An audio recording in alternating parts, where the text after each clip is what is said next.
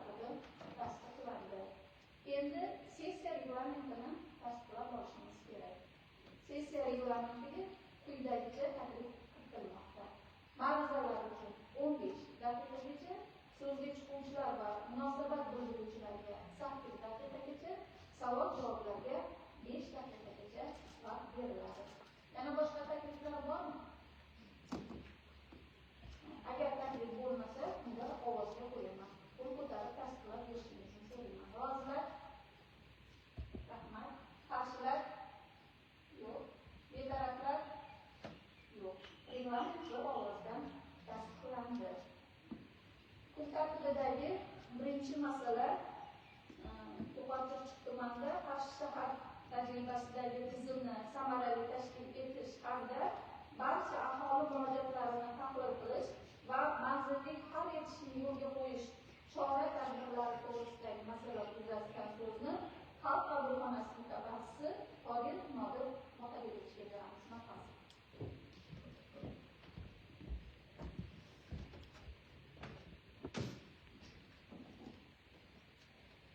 Assalomu alaykum. Muhtaram kengashchilar, deputatlar, rahbariyat.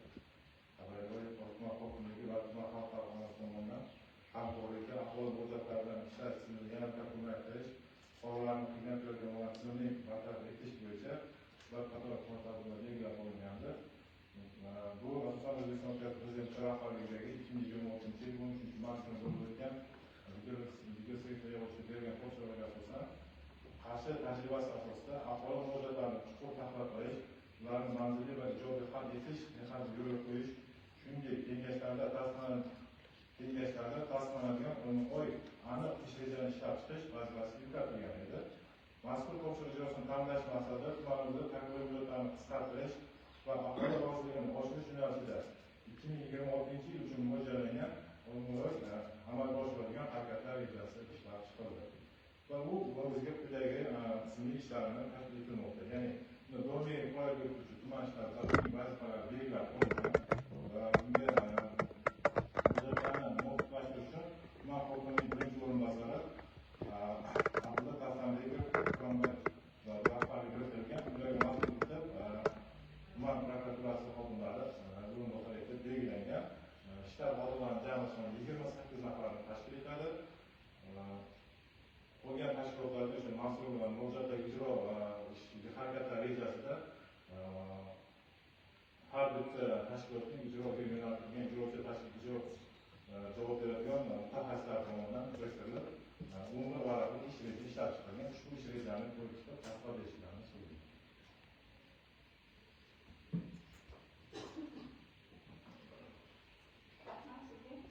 Savol bormi ma'lumotlarimizga?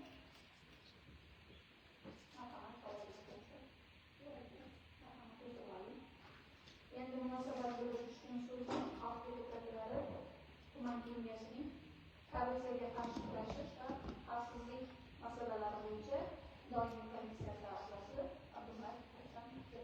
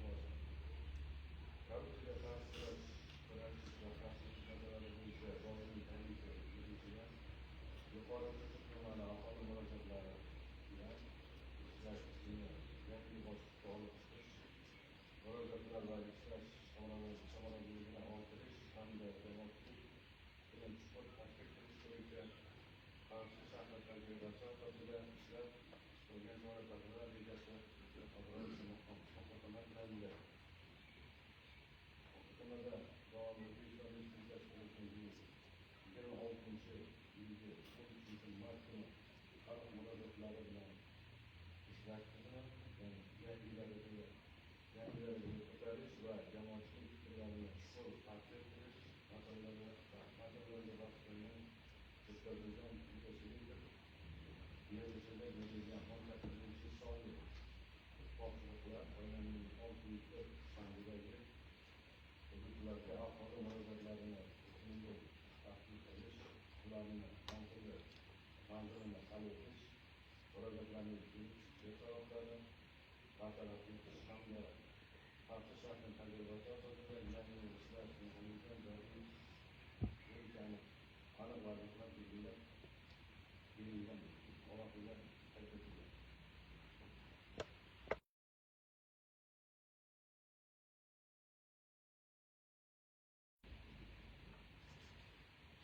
Savol bo'ladi, rahmat sizga. So'zga chiquvchilar, munosabat bildiruvchilar. Bunda savol bor. Hurmatli deputatlar, kun tartibidagi masala yuzasidan ma'ruzatimizni va doimiy komissiyamiz tomonidan bildirilgan fikrlarni eshitdik. Agar birinchi masala yuzasidan hech kimda savol yoki munosabat bildiruvchi yo'q bo'lsa, marhamat, qo'lingizga tarqatilgan qaror loyihasini o'rganib chiqqan bo'lsangiz, qo'l ko'tarib ovoz berishingizni so'rayman. Rozilar? Rahmat. Qarshilar? Yo'q. Betaraflar? Yo'q. Rahmat. Ovozdan tasdiqlandi. Kun tartibidagi ikkinchi masala yuzasidan so'zni iqtisodiyot va moliya bo'limi boshlig'i o'rinbosari Qorabog' Abdurashid Qahramonovich bergansiz. Marhamat.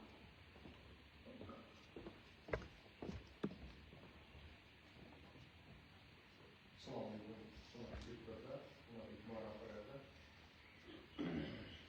Ma'lumotlar qisqacha mazmuni birinchi chorak davomida tuman mahalliy byudjeti shakllangan qo'shimcha mablag'lar hisobidan birinchi darajali xarajatlarni mablag'larni yo'naltirish bo'yicha bularning birinchi o'sha hammamiz biladigan tashabbusiy byudjet O'zbekiston Respublikasi Prezidentining 2021 yil 13-aprelda 50-73 sonli qarori hamda O'zbekiston Respublikasi Oliy Majlisi Senat Kengashining 660 sonli qaroriga asosan shakllangan mablag'larning 30% miqdorida fuqarolar tashabbusiy byudjeti jamg'armasiga mablag' yo'naltirish kerak. Umuman olganda birinchi chorak davomida daromadlar rejasini ortiq bajarilgan qismi 13,292 million so'mga shakllandi. Bundan 30% 1,69,500 ming so'mga tashkil etmoqda. Ushbu mablag'larni fuqarolar tashabbusiy byudjeti jamg'armasiga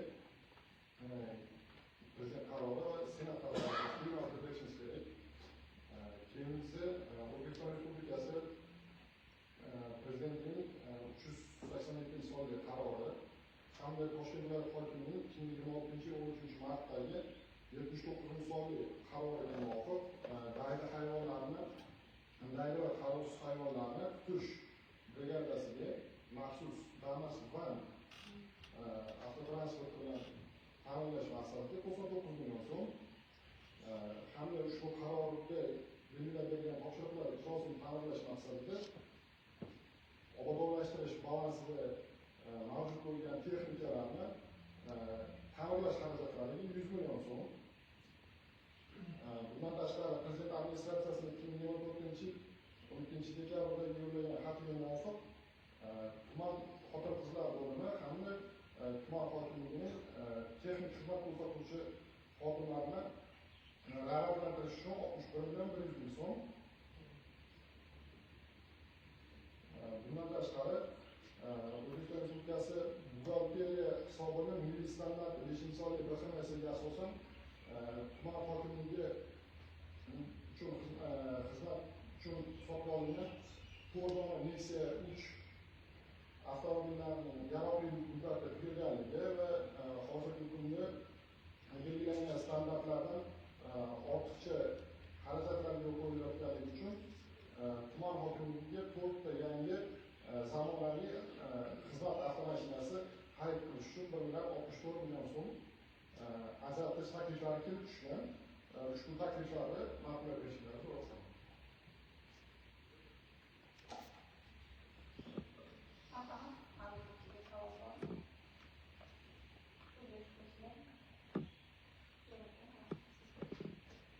Endi munosabat bildirish uchun so'zni Kengashning mahalliy byudjet tadbirkorlikni rivojlantirish va iqtisodiy islohotlar masalalari bo'yicha doimiy komissiya raisi Sakirov Abduma'ruf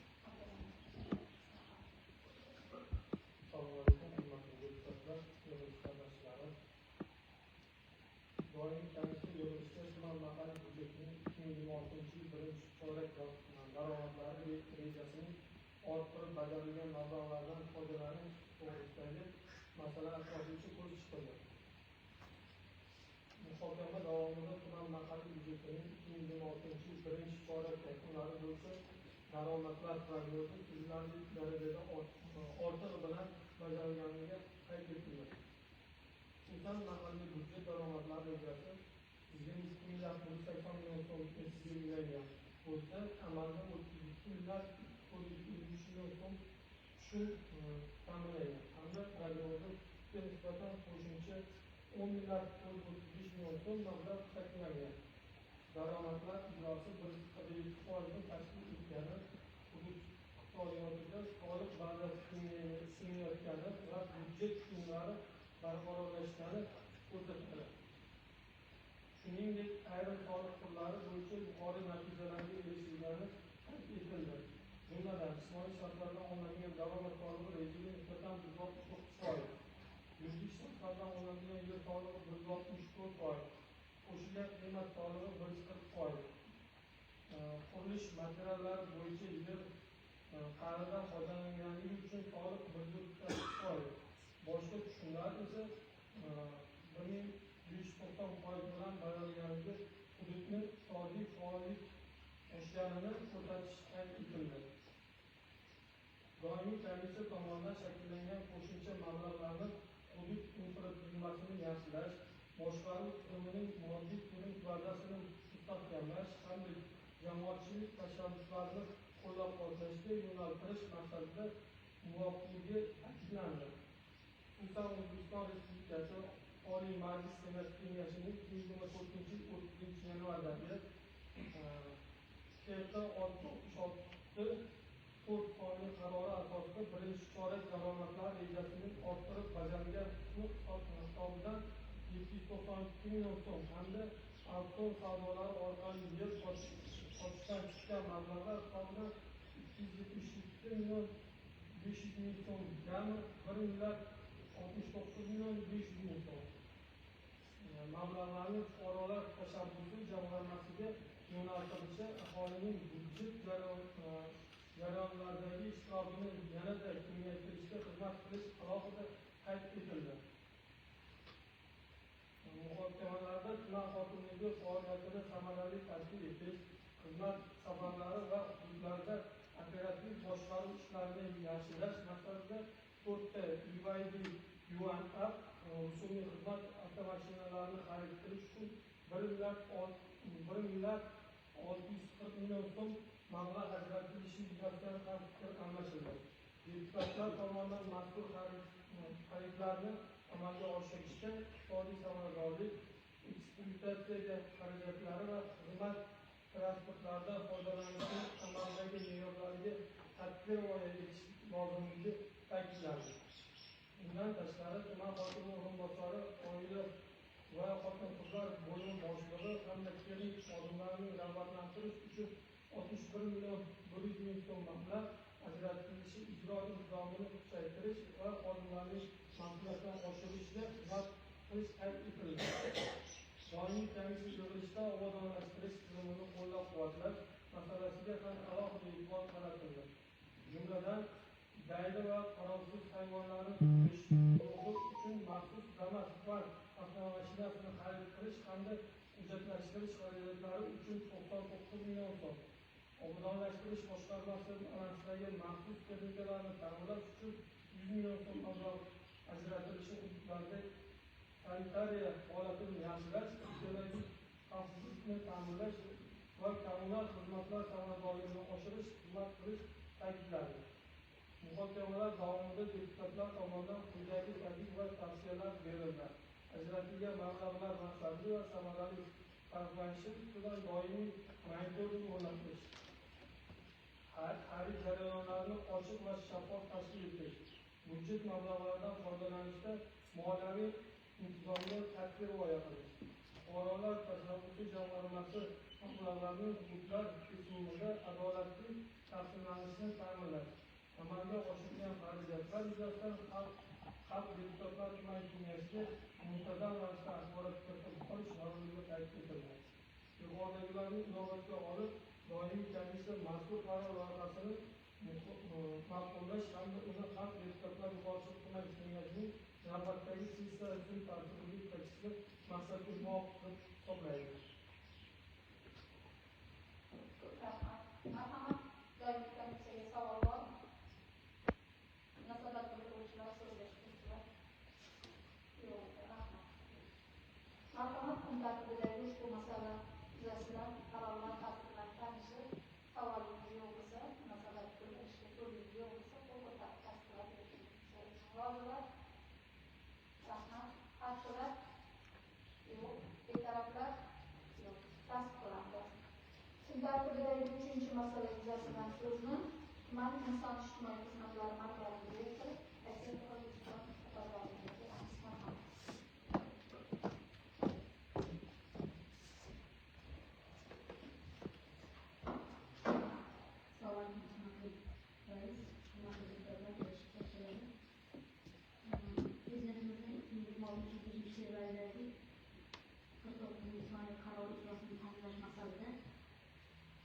Mahalliy yetkili tomonidan xatlov o'tkazildi. Xatlov asosida og'ir ahvolga tushib qolgan 4 xonadan talab bo'ldi. Ushbu xonadonlar barchasi mehnatga loyiqali oila a'zolari mavjud emas bo'lib, ularning barchasi birinchi guruh nogironligi bo'lgan shaxslar istiqomat qiladi. Bu mahalla yetkili tomonidan o'rganib, buni guruhlar ham kelib o'rganib, faqat mana shu mahallalardagi fuqarolarimizni mavjudligini inobatga olgan holda shu infratuzilma va jamg'armadan mablag' ajratish bo'yicha taklif kiritildi. Ya'ni birinchi Globat mahallasida Yoqub ko'chasida Yo'lbor Izzat Mo'minovichga 190 million 290 ming 221 so'm mablag' ajratishi, Jumaboy mahallasi Mustasham ko'chasida birinchi uyda yashovchi Habibova Indira xonadoni. Bu xonadonda ham ikkita, ya'ni 3 ta nogiron hisoblanadi. Bitta Indira va Indira opasining nogiron, yana onalari nogiron, 3 ta ona nogiron, 3 ta oila nogiron bo'lgan uchun ularda yuridik sharoitlari mavjud bo'lmagan uchun 15 million 524 million mablag' ajratilishi. Toshto'g'zoq mahalla Bog'iston ko'chasi 28-da Berdiyeva Qalbigul opalarining xonadonida o'ta shu sanitariya ahvoli juda ham og'ir ahvolda bo'lganligi sababli 9 million 544 ming so'm mablag' ajratilishi va Navro'z mahallasi Sadoqat ko'chasi 80-uy birinchi xonada Akmal xonadoni. Bu xonadonda Akmal o'zi birinchi guruh nogironini onasi bilan yashaydi. Isitish tizimi yo'qligi sababli bu xonadonga 4 million 393 ming mablag' kerakligi ko'rsatildi. Qolaversa yana bitta Yigitni quruvchimiz tomonidan Yigitni smetalaar taqdim etildi. Bu mablag'lar 3 ta davlat hisobidan 196 million so'm mablag' shakllantirilgan. Lekin shu xonadonlarning boyagi talablarga yetmaganligi sababli 159 ming 254 ming so'm mablag'ni infratuzilma barqarorlik jamg'arma hisobidan ma'qullab berishingizni so'rayman. Barcha hujjatlar va rasmlari deputatlarga taqdim etgan. Agar deputatlar ham iltimos qilardi, shu xonadonlarning hammasi ijtimoiy xodimlar hammasi biladi, borib xonadonni qanaqa qurish ishlari ketayotganini bir o'zlari borib nazoratga olib bersalar maqsadga muvofiq bo'ladi. Rahmat. Savollar marhamat. Marhamat, nazoratchiga savol bor.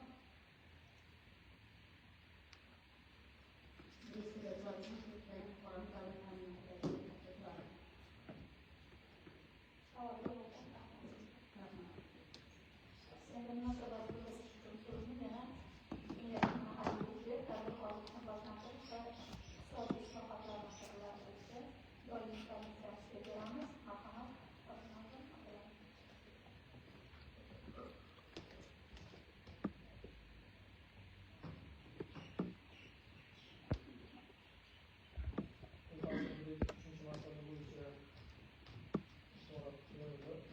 Mahalliy byudjet tadbirkorlikni rivojlantirish va iqtisodiy islohotlar masalalari bo'yicha komissiyaning navbatdagi yig'ilishida O'zbekiston Respublikasi Prezidentining 25-yanvardagi aholini ijtimoiy himoya qilish tizimini moliyalashtirish tartibi tartib tamoyillarini takomillashtirish to'g'risidagi 97 sonli farmoni O'zbekiston Respublikasi Prezidentining 2026-5-fevraldagi 49 sonli qarori hamda 2026-10 martdagi O'zbekiston Respublikasi Iqtisodiyot va moliya vazirligi ijtimoiy himoya milliy agentligi, energiya samaradorligi milliy agentligi, qurilish va ijro kommunal xo'jaligi vazirligi, oila va xotin-qizlar qo'mitasi hamda yoshlar ishlari agentligining qo'shma qarori ijrosi yuzasidan Yuqorisi tuman hokimligi huquqidagi infratuzilma va ijtimoiy barqarorlik jamg'armasi mablag'laridan foydalanish masalasi atroflicha muhokama qilindi.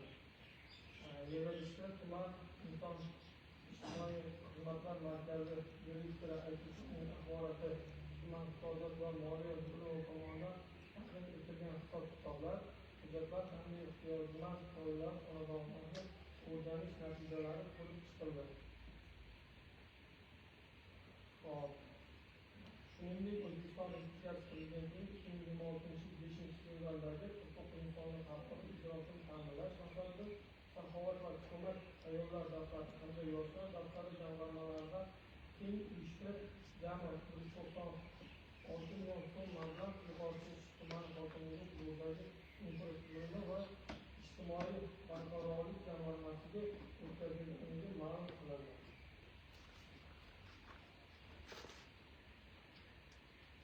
Yuqoridagilarni inobatga olib, doimiy komissiya infratuzilma va ijtimoiy barqarorlik jamg'armasi mablag'laridan foydalanish to'g'risidagi masalani ma'qullash hamda uni xalq deputatlar Yuqorisi tuman kengashining navbatdagi sessiyasi kun tartibiga kiritishni maqsadga muvofiq deb hisoblaydi.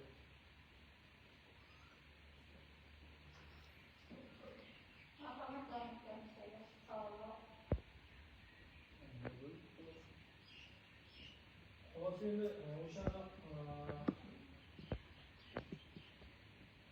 ayollar daftari hamda yoshlar daftari jamg'armalaridan funksiyalarni 190 so'mni ajratish maqsadida o'sha 190 so'mni hozir shuni o'zini tasdiq ettiramiz.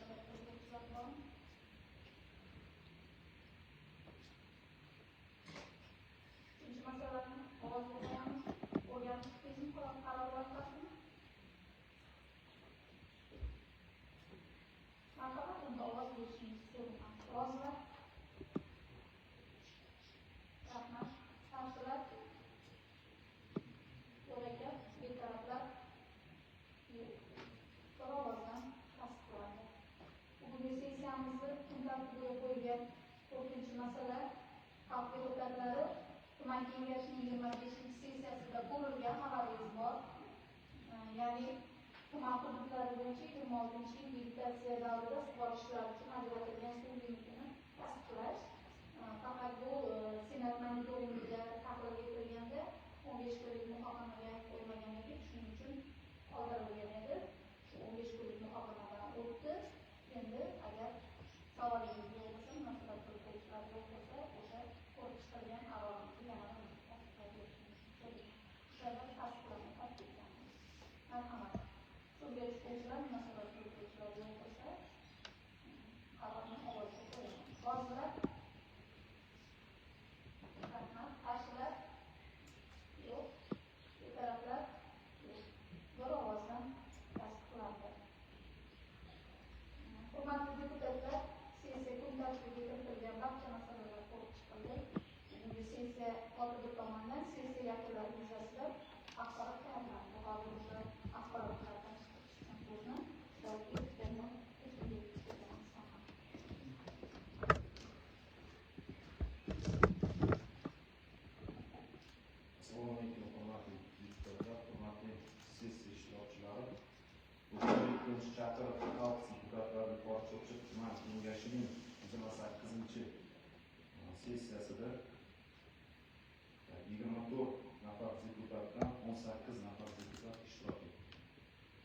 6 nafari huzurli sababli ko'rib qatnashmadi.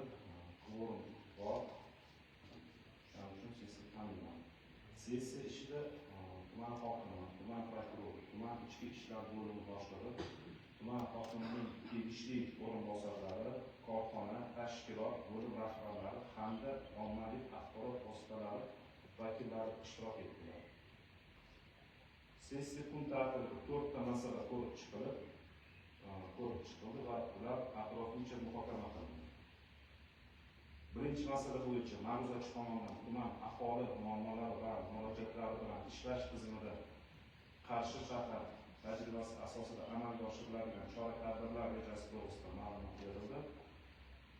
Deputatlar tomonidan savol bo'lmadi, chunki doimiy komissiyada batafsil o'rganildi. Va bir ovozdan qaror qabul qilindi. Ikkinchi masala bo'yicha ma'ruzachi tomonidan tuman mahalliy byudjetining 2026-yil birinchi chorak daromadlar rejasini orttirib bajarilgan mablag'lardan foydalanish to'g'risida ma'lumot berildi. Deputatlar tomonidan savol bo'lmadi. Doimiy komissiya yig'ilishida atroflicha ko'rib chiqildi. Uchinchi masala bo'yicha ma'ruza tomonidan infratuzilma va ijtimoiy barqarorlik jamg'armasi mablag'laridan foydalanish to'g'risida ma'lumot berildi. Deputatlar tomonidan bunga savol bo'lmadi, chunki doimiy komissiyada muhokama qilib ko'rib chiqildi. To'rtinchi masala bo'yicha bundan oldingi 24-sessiyada ko'rib chiqilganligi uchun va bu o'sha vegetatsiyalarni sug'orishlarni 15 kunlik muhokamaga qo'yilganligi uchun o'tgan safar qabul qilganmiz, bu safar ham qabul qildik. Sessiya davomida barcha masalalar yuzasida doimiy komissiyalar xulosalari eshitildi va barcha masalalar bo'yicha qarorlar qabul qilindi. Sessiya ishida ishtirok etmagan deputatlar ma'lumotlar bayonnamasiga qayd etildi. Xalq deputatlari Yuqori Chirchiq tuman kengashining 28-sessiyasi kun tartibidagi masalalari to'liq ko'rib chiqildi.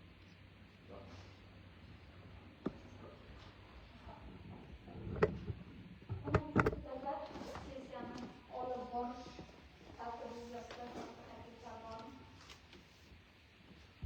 yo'q bo'lsa, xalq deputatlari Yuqori Chirchiq tuman kengashining 28-sessiyasi